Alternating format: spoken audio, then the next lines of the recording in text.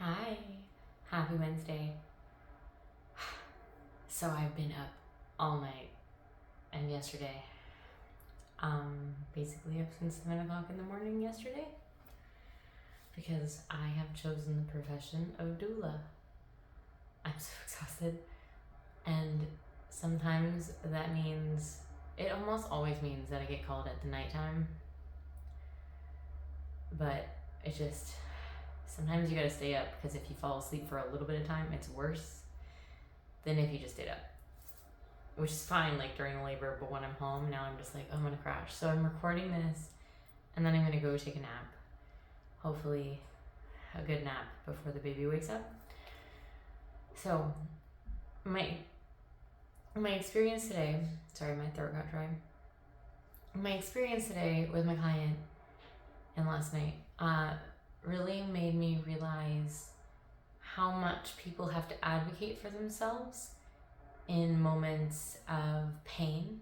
And I know this is also like super bad for Black women because it's been literally taught for so long that Black women feel none or like no or less pain, and that's just not true.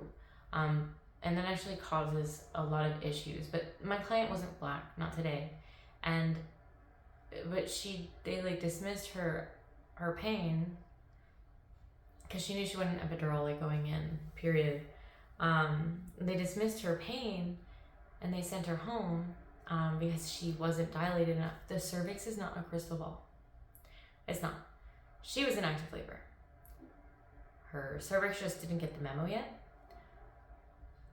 So she then was home, and I mean, I'm glad she made progress, but she was definitely suffering when she was like really not planning on like going unmedicated. Like she really just wanted the epidural. And we talked about coping mechanisms like beforehand, but when your head is like in the place, if I'm gonna get the epidural, it can be really hard to accept the fact that you might actually have to deal with contractions. And it can seem scary, especially when they tell you to go home, because then you feel like, well, if I go back, are they just gonna send me home again?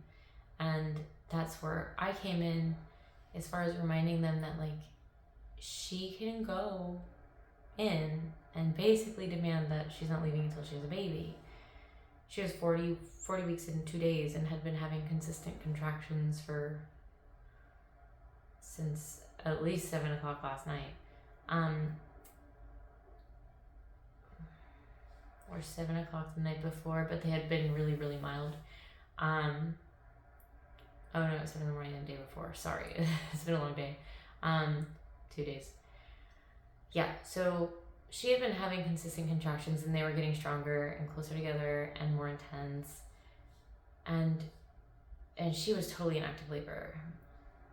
I finally was like, hey, you need to just tell the midwife, like, you're either gonna have the baby or like ask to be induced, because like this is stuff that they said, and I was like, you have every right as their patient, especially because they were gonna schedule an induction for 41 weeks anyway, and she's clearly in labor and in pain. At least then she could get her epidural and like rest. So the midwife was like, yeah, we'll just admit her even if she's not active, but if she's had any progression, we'll consider her active labor. Thank the Lord, she was 5 centimeters, and that was great. Yeah, so they admitted her, and she got her epidural, and she got some relief, and from that, her body just opened up. She got her epidural at about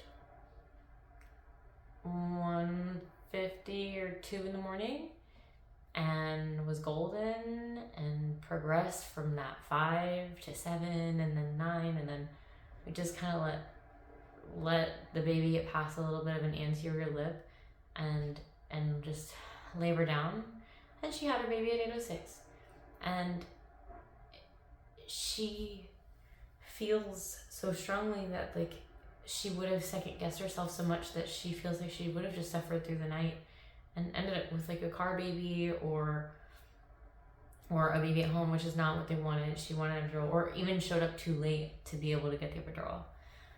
So I think my message, sorry, I keep looking over there, like it's where I'm thinking. So I think my message to you is to just trust your body And if you really feel like you need to be checked again, I know the cervix is just not a crystal ball. Like, just because you're 5 centimeters now doesn't necessarily mean anything for the next 2 hours. But if you're trying to get pain relief and you're having active labor contractions, advocate for yourself, because you're well within your rights as someone who is paying the hospital or the birth center, because if you're getting nitrous, but if you have the birth center, then hopefully you're a little bit more open to like working through some of the contractions. But it's hard. It's hard work. Even if you have an epidural, it's hard work to like go through birth, and it's just a lot. And if you have a C-section, that's like super hard work because of the emotional aspect of it and then the recovery aspect. No matter how people have babies, it's hard. It's hard. And if you have the right support, it doesn't feel as hard. Yeah, so advocate for yourselves. If you have something that you want to bring up in the comments or something that you'd like me to do a video on, let me know in the comments.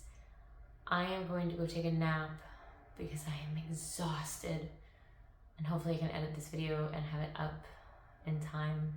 I'd rather just get it out and maybe do some shorts later. I've recorded a few videos. I should have recorded the video in the hospital, but I was like, I don't feel right doing it. It wasn't of anybody. It was just how a heart rate can sound like a dance club. I'm silly and delirious, and I hope you are having a beautiful day. And if you're pregnant, I hope that your pregnancy is going well and you feel like you're in a good mindset. And if you need help getting to that good mindset, you can let me know in the comments or go to my website, diamonddoulas.com, and fill out my contact form, and I can help you with some coaching. Anyways, thank you so much for watching.